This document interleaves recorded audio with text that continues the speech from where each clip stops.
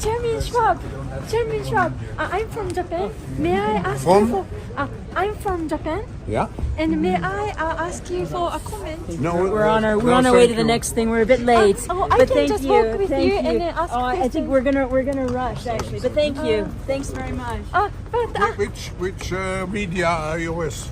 I am an independent journalist from Yeah, Japan. no, thank you very much. Yes. I have And- to ask. but- Thank you. Thank you.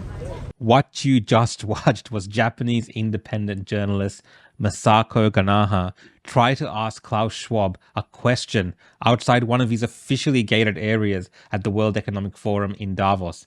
And as you saw, he couldn't get out of there fast enough into what appears to be a diesel-powered Mercedes-Benz.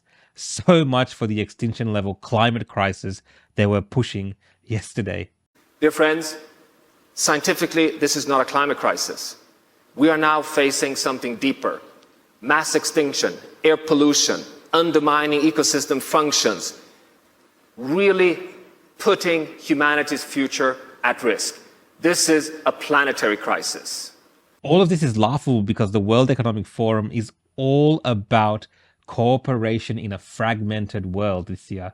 And as you saw there for a moment, Schwab actually entertained the idea of talking to this journalist and asked which company she's from.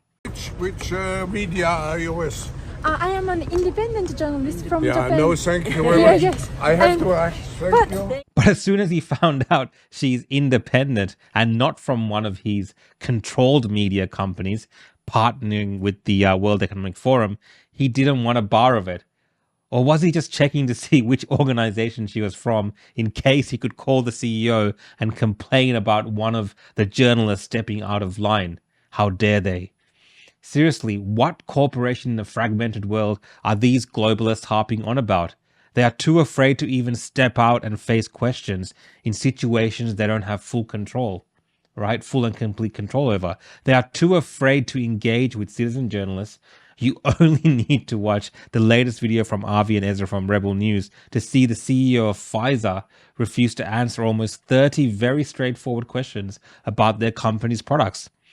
Right? Products that they have been pushed onto people all around the world, at times by the use of coercion and force by governments, and all negotiated in secret with companies like Pfizer, and they don't want to answer any questions. I think what they're talking about, being fragmented is their little globalist world, and cooperation that they're seeking is amongst themselves to figure out how to get back on the front foot against the very present danger a public that has caught onto their scheming has caused to their plans.